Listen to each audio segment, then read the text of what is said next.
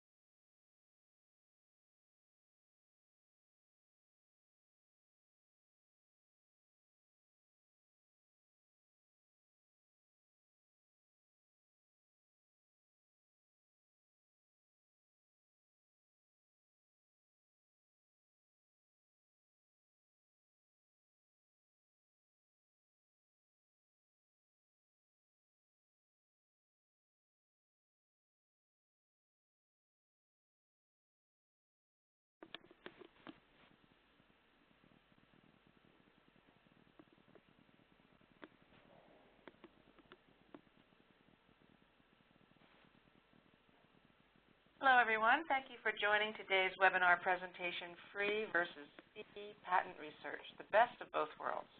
I'm Gail Martin, Marketing Associate at Reed Tech, and I wanted to cover a few housekeeping things before we get started. All lines have been muted. Please feel free to submit questions during the conference by using the chat feature and sending the question to host. The presentation will be recorded, and you will be receiving a link to that recording. We are not using the computer audio because we found the quality to be poor in the past.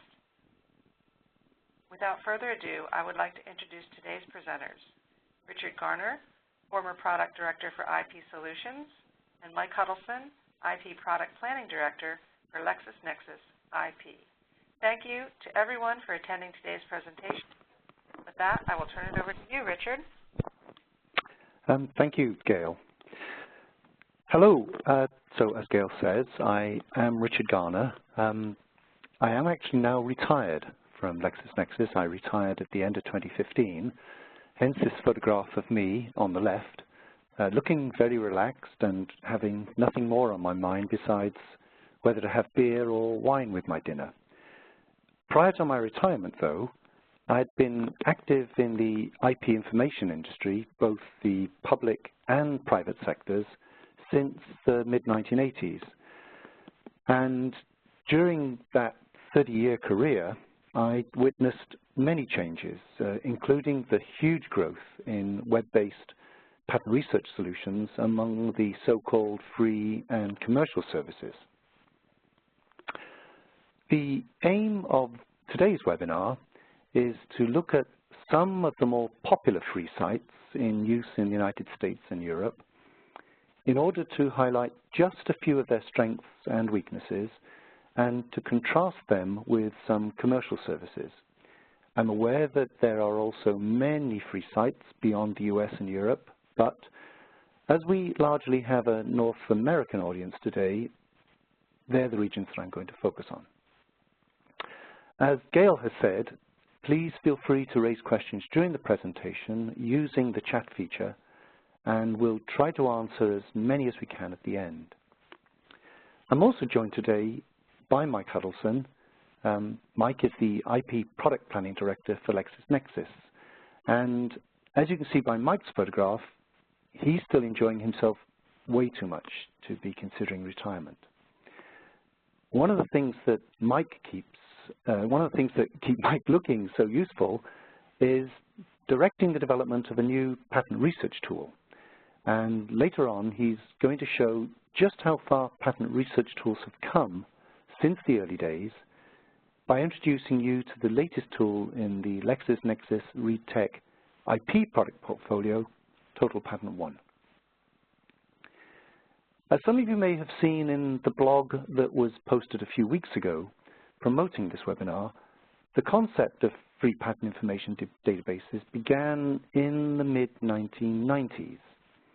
Questel Orbit, one of the pioneers of online patent information, launched their QPAT service in 1997, offering, if my memory is correct, free access to front-page information of US patents with paid access to the full text and PDFs. But in my opinion, it was IBM with their patent server project which really kick-started the trend towards making patent information freely available. IBM's intellectual property network, as it was later known, before being spun off as the commercial service Delphion, was the brainchild of Dr. Stephen Boyer. In 2014, Dr. Boyer was named as the International Patent Information Award recipient for this and other key accomplishments in the field of patent information. And to quote from the award citation, "The patent world was greatly turned on its head as full-text information was suddenly made available to anyone with a computer and for free." Before the IBM patent database went online, most people had limited access to patent information, apart from the professional searching of index databases or visiting a patent office's library's public search room. The creation of IBM's intellectual property network was the first time that US and international patent documents have been made widely available electronically on a single platform. And this required the unprecedented liaison between the United States Patent and Trademark Office, the World Intellectual Property Organization, the European Patent Office, and various national patent offices. The IBM initiative fundamentally changed the way people searched and accessed patent information globally. And again, in my opinion, prompted, encouraged, embarrassed several of the major patent offices in the world to launch their own services on the Internet. Among the most heavily used today is the USPTO's, which now allows free searching of full-text US patent applications and granted issued patents. But, as is noted on the PTO's site, while the full text of applications covers publications from 2001 onwards, the full text coverage for issued US patents is only from 1976. Patents from 1790 through 1975 are searchable only by issue or publication date, patent number, and current US classification. But as we all know, I'm sure, that system has now been replaced by the cooperative patent classification system largely. The USPTO site supports quick, that is, simple searching using one or two terms or phrases, and the user can choose to search all fields or select an individual field from a drop-down that includes various names, dates, numbers, classes, etc. Users can also run their search against one or other text fields, such as the title, abstract claims, or description, but not combinations of these, at least not on the quick form. The form also gives the user the option to combine their searches, combine their terms using logical Boolean operators and, or, and not, but not with proximity operators like near or within. In this first example, I want to search for issued patents on the subject of collapsible bicycles. As you can see, I can enter the terms in the boxes and select which fields to run the search against. In this particular instance, I'm going to run them against all fields. I can also choose whether to search the full text or the entire database back to 1790. But remember what I said earlier, that the full text is only searchable from 1976 to present. So let's see what we can find when we run the search against all fields. We get 1,074 hits, displayed 50 records a page, showing the publication number and the title of the records in reverse chronological order, so that the most recently published records are at the top. Clicking on the link takes you to the record, but as we can see with this second document, it has nothing to do with collapsible bicycles. It's about a combination water and drinking device. We can, though, refine our search from the hit list thus. Here I've added the term frame, and in so doing, I've reduced the number of hits down to 748. Once again, however, the most recent publication, or I should say the second publication in this particular hit list, is not about collapsible bicycle frames. This time, the subject matter is a wheelchair. Moreover, trying to find my search terms in the body of a document can be painstaking, as the terms are not highlighted in color, simply in bold italics. Let's try to be more specific in our search. Thankfully, the USPTO site allows me to search for a two-word phrase, and again, I can do this by refining my original search, either from the hit list or from the search form. Et voila. By enclosing the term collapsible bicycle in quotation marks and anding the phrase with the term frame, I now have just 78 patents. A quick glance at the result list shows that they're on the subject of collapsible bicycles Indeed, the very first record shows that it's a folding bicycle, an alternative term, but clearly what I'm interested in. More experienced users may prefer the USPTO's advanced search form, but this does require an understanding of the field indexing, syntax codes, and the proper use of nesting terms within parentheses. In my personal experience, the site can be a little unforgiving. Moreover, there's a limit to the maximum length of a search string. According to the help pages, the USPTO says that queries which fully expand to lengths of more than 256 characters are not supported. They may not work at all, and they may not return valid results even if they do appear to have worked. I said earlier that I'd been in the industry for more than 30 years, and in that time, I saw search queries that amounted to several dozen lines and literally hundreds of characters. Nevertheless, there's no doubting the popularity of the USPTO site, and for those only needing to search for US patents, it's a tremendous resource. However, we live in a global world, and for some, perhaps most, the need to search outside of the USPTO is important. So the next service we're going to explore is the hugely popular European Patent Office site, Espacenet. Like the USPTO, Espacenet was launched in 1998. But unlike the USPTO, the EPO is not bound by a charter forbidding competition with the private sector. And this has brought the EPO service into conflict with some commercial database providers.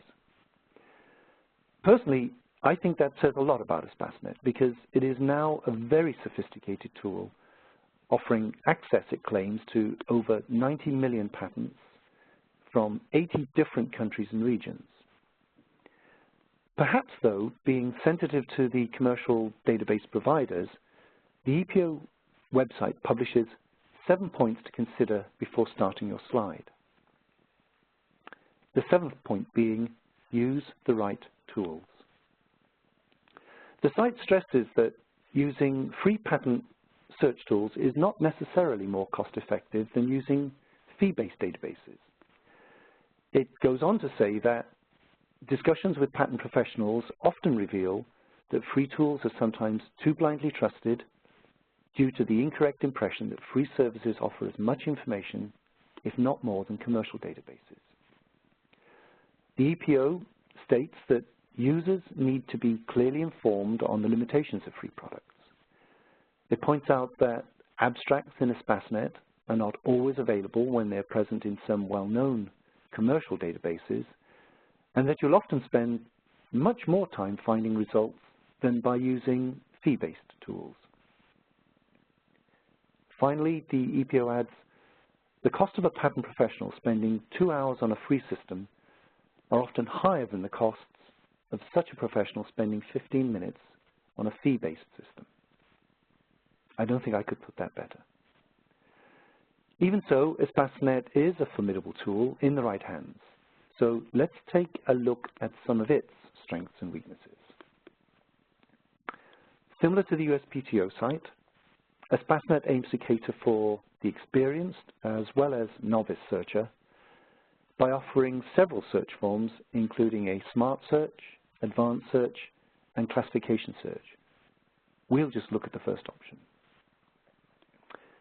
Because the EPO publishes in 3 languages, English, French, and German, the Smart Search feature allows users to select which collection they want to search in. Because of the very different scope of the collections on offer in Espacenet, it's not possible to do a direct comparison with the USPTO site, but we will at least use the same search terms. So let's begin by looking again for collapsible bicycles. I'm going to combine the term using the AND operator, and we'll run that search. Now, despite Espacenet's coverage being considerably wider than the USPTO's, you'll see that my search has generated fewer hits, 563 compared with 1,073 on the USPTO. The reason for this is that Espacenet displays the hits as patent families. We don't have time to go into the subject of patent families here, but this is a fundamental difference between the two sites. If we open up the first record, you'll see that it consists of two Impodoc family members, WO2016-162707, and a Hungarian patent application, HU1500155. The Hungarian application was filed on April the 9th, 2015, and the WO application filed just under a year later on April 7th, 2016. So in reality, two hits, not one. If we were to download the records into a spreadsheet, I'm sure we'd find that the combined total number of records returned by Espacenet was more than those generated by the same search on the USPTO site. But whereas the USPTO displayed all 1,078 hits, Espacenet is limited to the first 500, and users are recommended to refine their search in order to reduce the number of hits. So let's do that. Again, we'll look for the term collapsible bicycle, but this time we'll search for it as a phrase and we'll add the term frame to our search.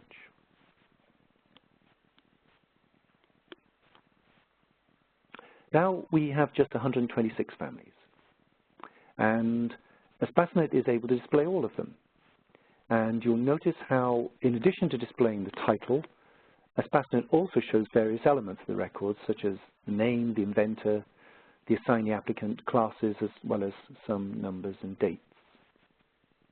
Plus, the user can sort the results by various fields, as well as by ascending or descending order, and download the front page of the PDF or export the results into a spreadsheet, all from the result list. It's worth pointing out the third and fourth records in our list, because you can see that the titles have been terribly misspelled. This is important because had we not searched all text fields and, say, restricted our search to the title only, neither of these records would have been found. And yet, in this next slide, we can see very clearly that the subject matter is correct. To mitigate this, some commercial database providers correct typographical errors, and others even rewrite the titles and abstracts to make retrieval easier. The third official free site I'd like us to explore is WIPO's PatentScope. WIPO, W-I-P-O, the World Intellectual Property Organization, came to the party later than either the US Patent Office or EPO. Indeed, PatentScope wasn't released officially until almost 10 years after the launch of either of the other services. Perhaps because of that, and because WIPO is truly international in scope, rather than national or regional, as is largely the case with USPTO and the European Patent Office, for my money, or indeed for no money at all, PatentScope is among the most sophisticated and global of the free tools currently available. The collections consist of almost 60 million records published by more than 40 authorities, and the search interface is available in 8 languages: Chinese, English, French, German, Japanese, Korean, Russian, and Spanish. Now, in this session, we're only going to look at the English interface. But it's not only the interface that's been internationalized. PatentScope offers a range of features to aid and assist in translation, including CLIR, C-L-I-R, which stands for Cross-Lingual Information Retrieval, a tool that can propose synonyms for any keywords you enter. It can also translate your original inputs and the generated synonyms into 12 other languages, as well as offering a statistical machine translation tool that can translate any patent documents from and into 14 different language pairs, including, again, English, Chinese, French, German, Japanese, Korean, Russian, and Spanish. We'll continue searching for collapsible bicycles, so I'm going to enter those terms into the simple search form, ending them as before. This time, our search returns 2,600 hits, but at first glance, a few of the first 10 records seem to be relevant, so let's enclose the terms in quotation marks and run it again. This is more like what we need. 362 records in total, and certainly judging by the first 10 records, they all seem to be in the right area of technology. Note that we can use the machine translation feature to translate record number 4 into English using WIPO's own translation service, or other translation tools offered by Google, Microsoft's Bing, and Baidu. In this particular example, I found Google to offer a better translation than the WIPO service.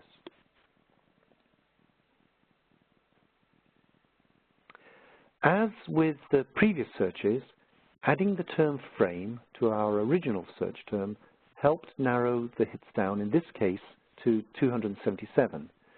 And in common with the other services, PatentScope also offers its users the choice of an advanced search form. Unlike the others, though, I can also visualize the results as a bar or pie chart, a feature generally available only on commercial services.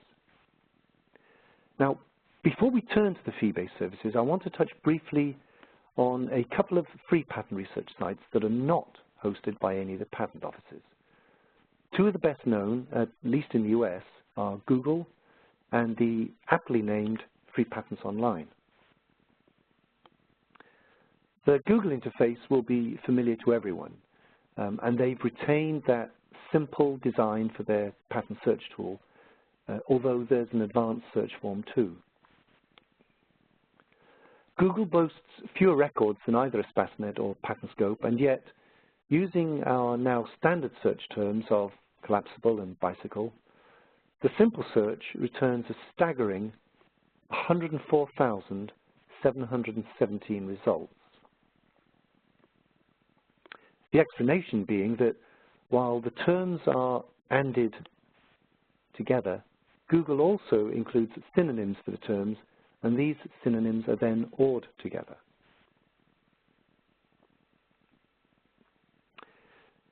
Removing the AND operator and adding quotation marks around the term generates, in Google's own words, about 826 hits.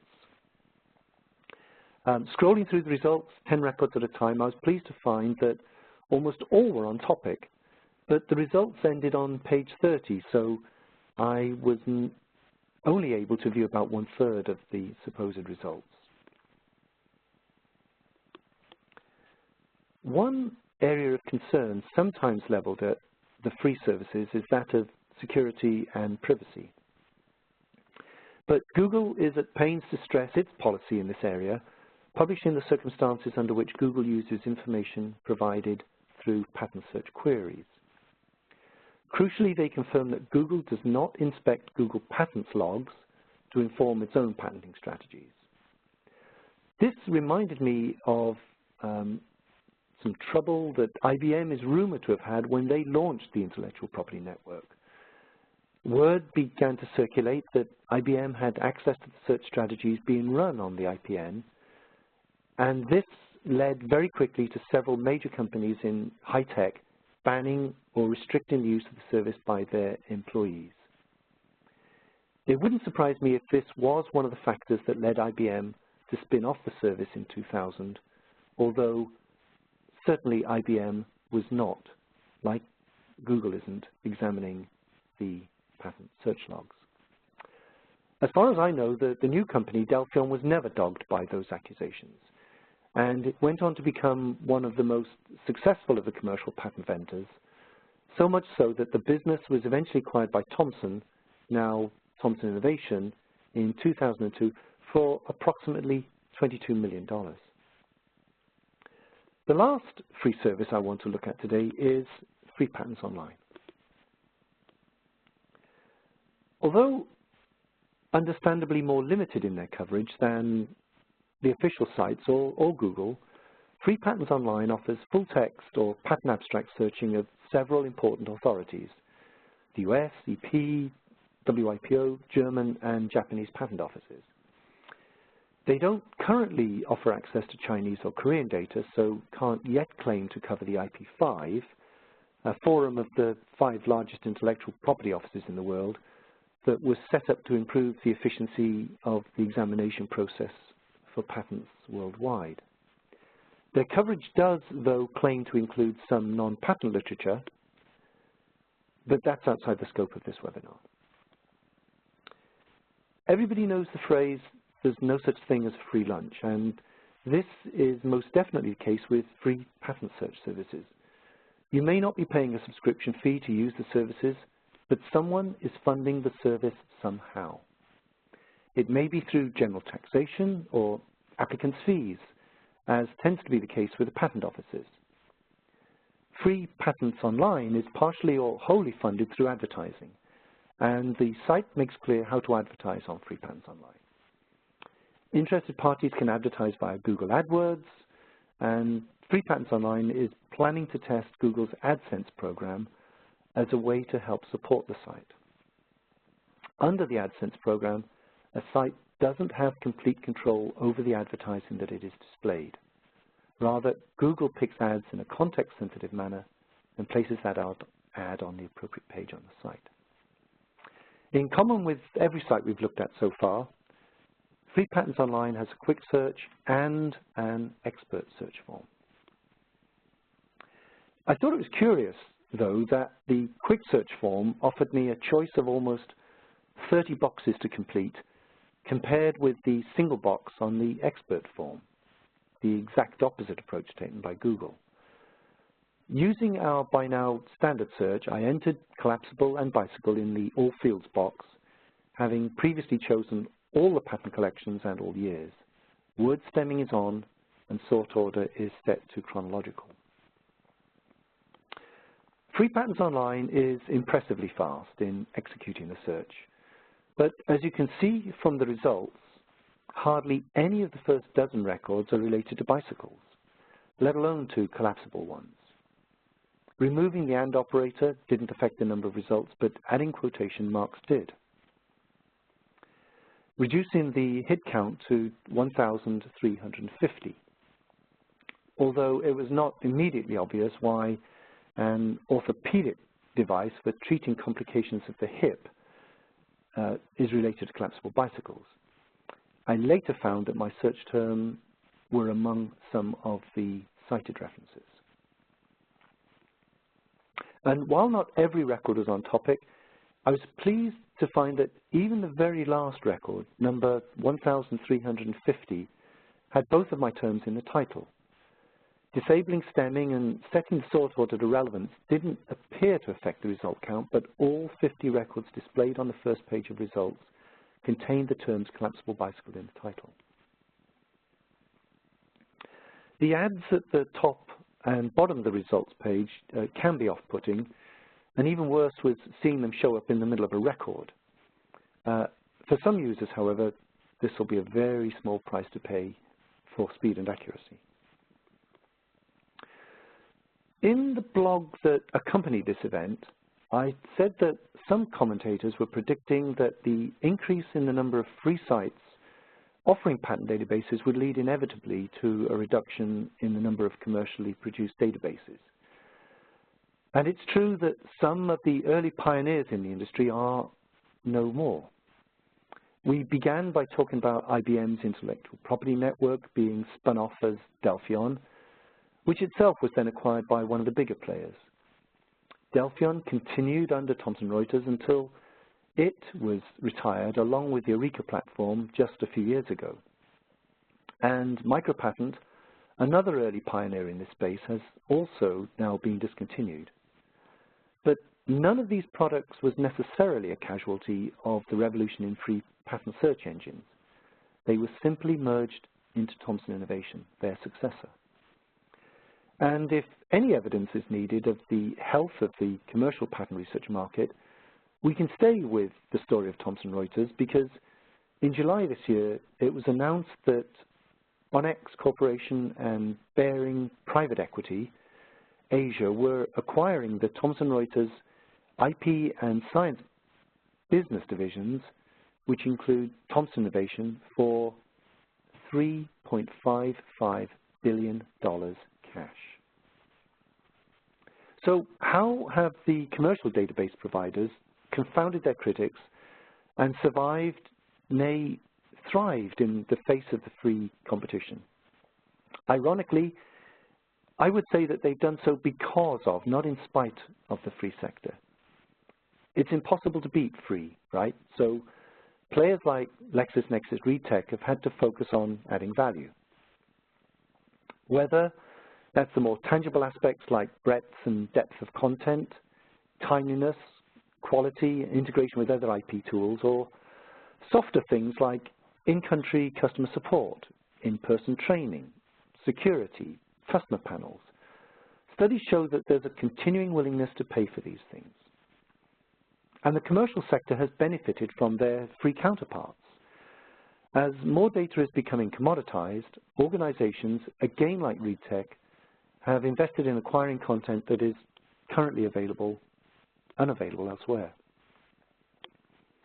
By standardizing and normalizing names, numbers, dates, organizing collections into families, parsing independent and dependent claims, the industry makes it possible to search consistently across more than 100 authorities and over 100 million records.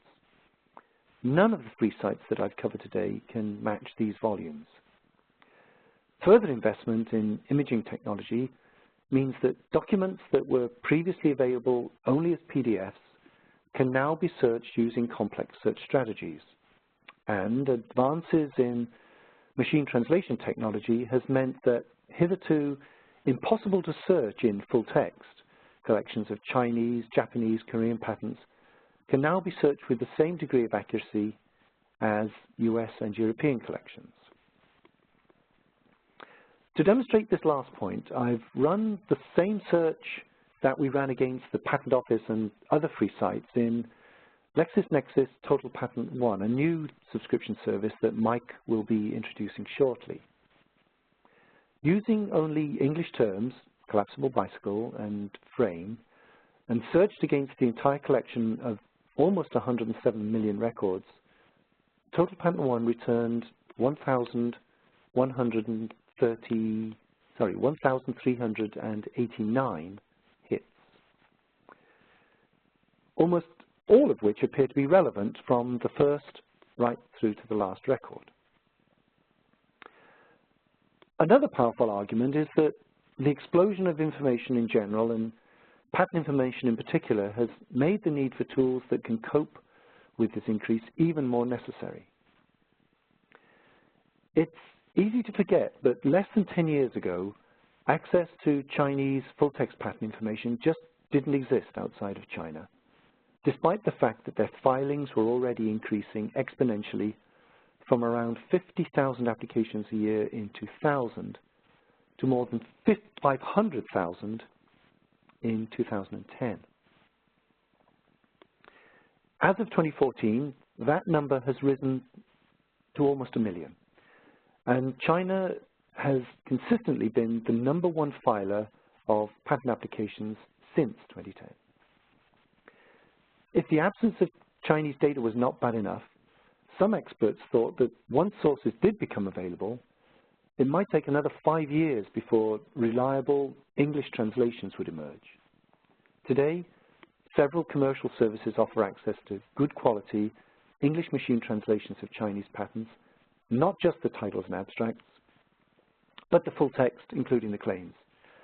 Indeed, LexisNexis, with their operation in the Netherlands, was among the first database providers to load the complete back files online of English translations for Chinese full-text patents.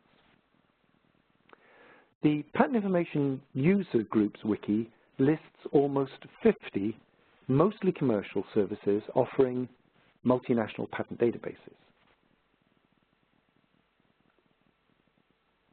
Their corresponding list of single authority patent databases mostly consisting of collections offered online by individual patent offices, shows about a dozen fewer.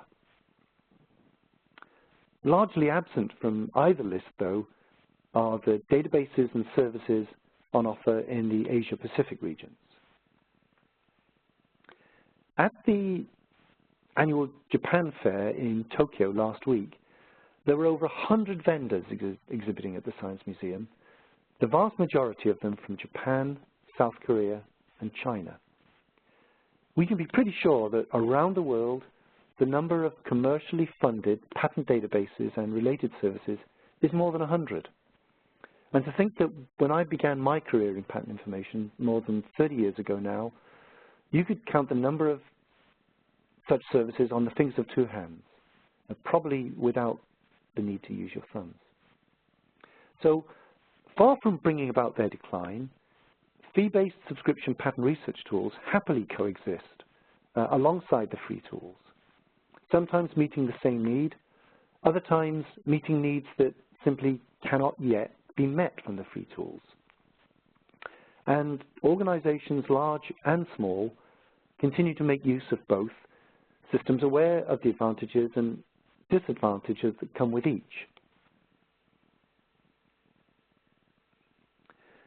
Well, that concludes this section of the webinar. I'd like to thank everyone for attending today. Let's pause here, but before I invite Mike Hudelson to walk you through Total Patent 1, let's see whether Gail has received any questions. Thank you so much, Richard. Yes, I do have a few questions here. First question, what is the market size for all patent search tools? That's a really good question. And actually,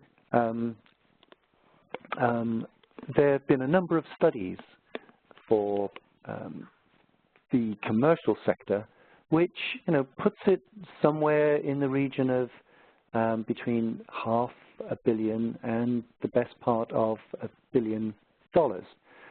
It's hard to be precise because where does a patent research tool begin and where does it end?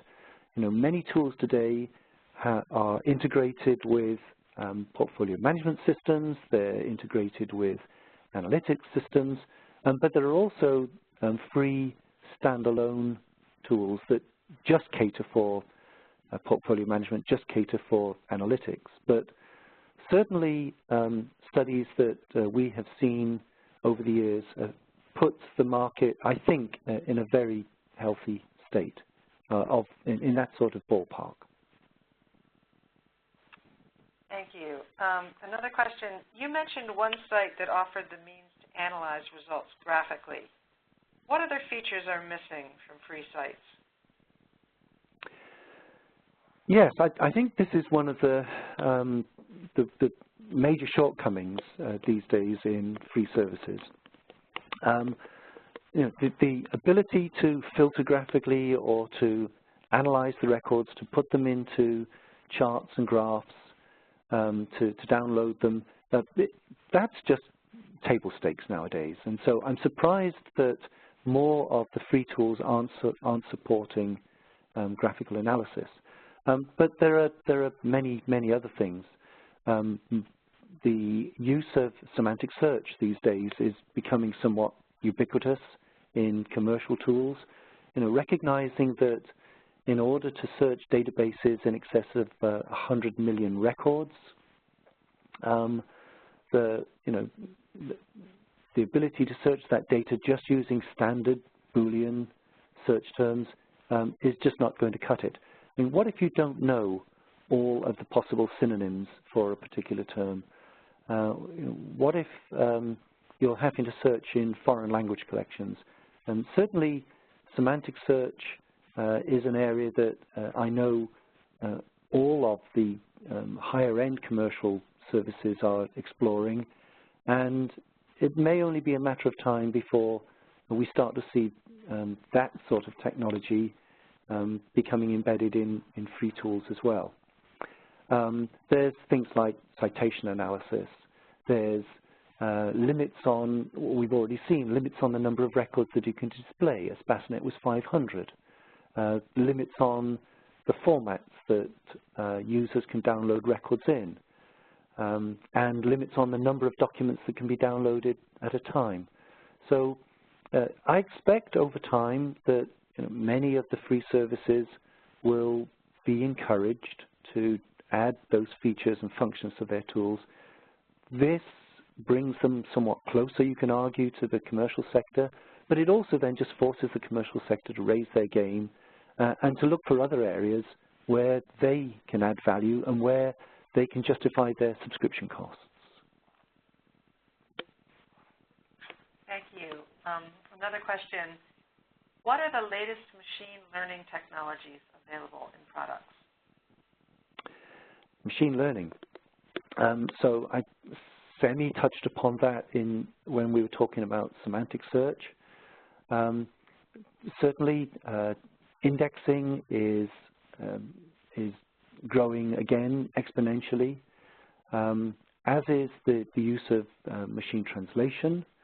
I think you have to be a little bit careful, especially when you're dealing with patent search professionals, because one of the things that I have discovered over time is that patent search professionals are very wary of the black box approach. They want control of their search terms. They want to be able to see why results have been returned. And the development, implementation of machine learning, there's dangers that for some patent research professionals, it may end up bringing back results that they are simply unable to reproduce themselves, and therefore will struggle perhaps in having faith in. But certainly, as we're already in excess of 100 million records, and standard search technology is just not going to be able to cope with that down the road. Thank you so much, Richard. I think at this point we'd like to turn it over to Mike Hudelson to give us a little demonstration of our new tool, Total Patent 1. Mike, I'm going to turn it over to you.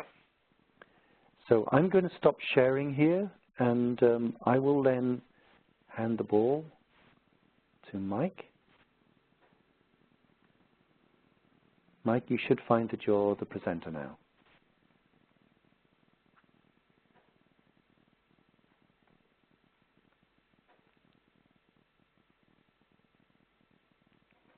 If you are on mute, Mike, you need to come off mute.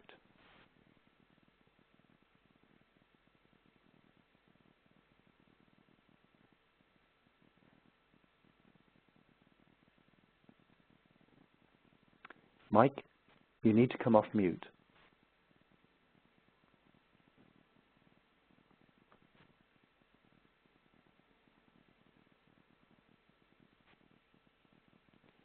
Gail, can you get a question to Mike to tell him to come off mute, please?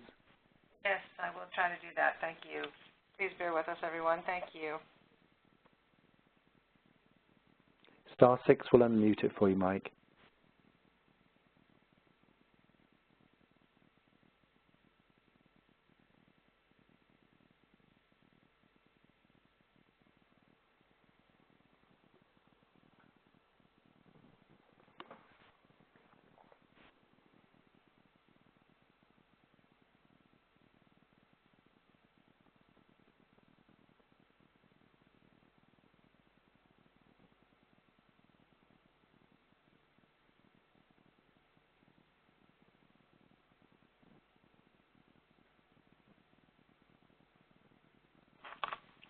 Okay, while we're waiting for Mike to see if he can get off of mute, I have another question that's come in. If you don't mind, Richard, I'll have you take that. Okay. Can you explain the big difference in hit counts among the various free sites? I imagine it's largely because of content, but are there other factors? I'm laughing because this is how I used to spend much of my time when I was working at Lexis, which is defending the result count from one tool relative to another. Absolutely, content plays a very large part, but it's not the be-all and end-all. You can run a search across multiple applications that have got identical content, and for this purposes, I usually use US published applications. They only came out in 2001. They're all in English. They're entirely available in the full text and in XML. It's very clean data. And so, you don't have issues of gaps in the collections. You don't have issues with machine translation technology or anything like that, possibly skewing some of the results. But there are so many other factors. Sticking with content, there's the timeliness of the data. So how soon is that data available online? Is it the same day as the US Patent Office? Is it within the same week as the US Patent Office? The next thing then is, well, how has the search engine indexed that data? Can you use, do the truncation operators work in exactly the same way? Can you use truncation, at the beginning, in the middle, at the end of a term, or is it only supported, on the left or on the right? You've got things like name normalization. So have assignee names been normalized? Have all the dates been normalized? Things like pluralization. Are search engines automatically looking for plurals? Are they gender neutral? Are they looking at stemming? So, when we were doing a search just now for collapsible bicycle frame, you'd expect it to look for bicycles and frames. You'd expect it to look for collapsed, collapsing, as well as collapsible. And all of these can have an impact on the number of results that are returned by the various search platforms, even when, on the face of it, the search string is identical and the search, the content itself, the source itself is identical. So many different factors. It's a reason why we found that some of the larger research corporations invest in more than one patent research tool, simply because they need to be able to compare the results across those tools. And you could argue it's one of the reasons why people should, continue to make use of free sources.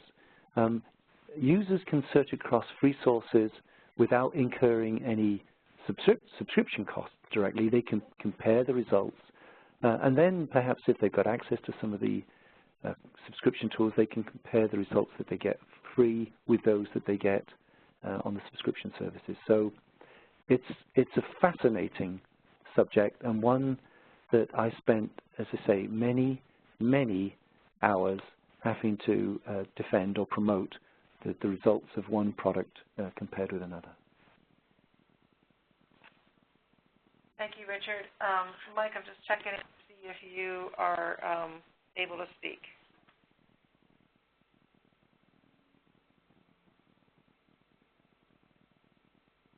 Not sure what is happening with our other presenter, but we'll go with one more question in the meantime.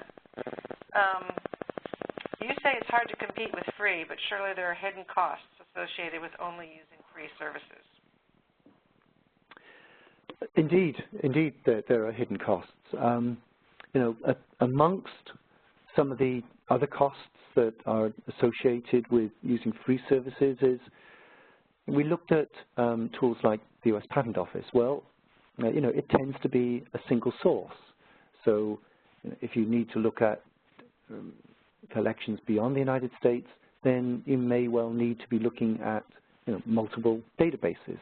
And as you're going across multiple databases, you're having to learn different search strategies or enter different search strategies. You're going to have to cope with different search interfaces, perhaps in different languages. The results will come back depending upon how clean the data is. You may have to spend time cleaning up the results. If you've downloaded records from numerous sources, you're going to have to consolidate and dedupe those records in order that they're more consistent, more uniform. perhaps you need to import them into a third-party analytics tool. And perhaps, you know, you could say that one of the least tangible costs is the what if. You know, what if you end up doing research unnecessarily? What if you end up reinventing the wheel? The data, the records that you're looking for, that killer document, resides in a commercial database. Perhaps you've not found it in one of the free tools. You can then spend your research dollars unnecessarily, only finding that the technology already exists. And of course, you can find yourself infringing other people's rights, and perhaps find yourself then subject to litigation. So you're right. There are many hidden costs that perhaps are not promoted by the providers that offer free services. Okay, I've heard from Mike, and I think we're troubleshooting, and hopefully he is going to be able to get off mute in just a moment.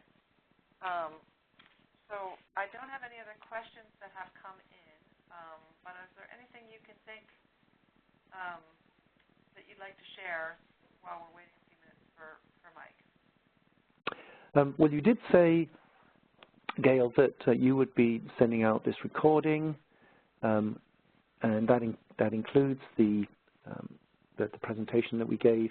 And obviously, you know, if there are follow-up questions, then you know we can take those offline. Yes, we will be sending out a recording. Just want to give Mike. I just saw a note come through from Carlos, and question is, how about a new session on Total Patent 1? So, yeah, we've got like 10 minutes left. I'm sure that will not be enough time to do justice to the new tool.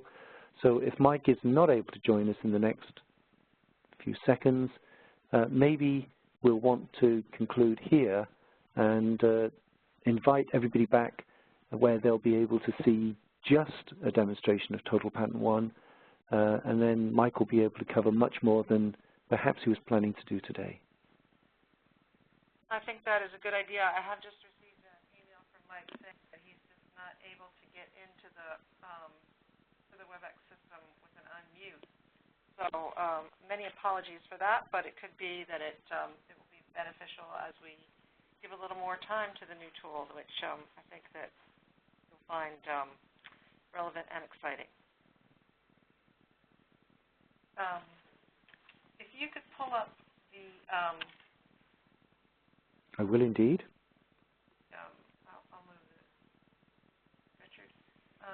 The last slide, if some of you have questions, if you'd like to have your own demo of Total Patent 1, since you were not able to see one today, we do have a representative who can help you named Dustin Seifert, and in a second we're going to have his contact information up on the screen. And as I mentioned, we will be contacting you with a follow-up to a demonstration of Total Patent 1. But in the meantime, you're more than welcome to reach out to Dustin, who can answer any questions you have. Thank you for bearing with us through these technical difficulties. And Mike, apologies that you weren't able to do what you had hoped to do. But thank you, Richard, for leading us in a very informative and interesting session. You're welcome. Thanks again to everybody for joining us today. And enjoy the rest of the week. Thank you, everyone. Bye for now.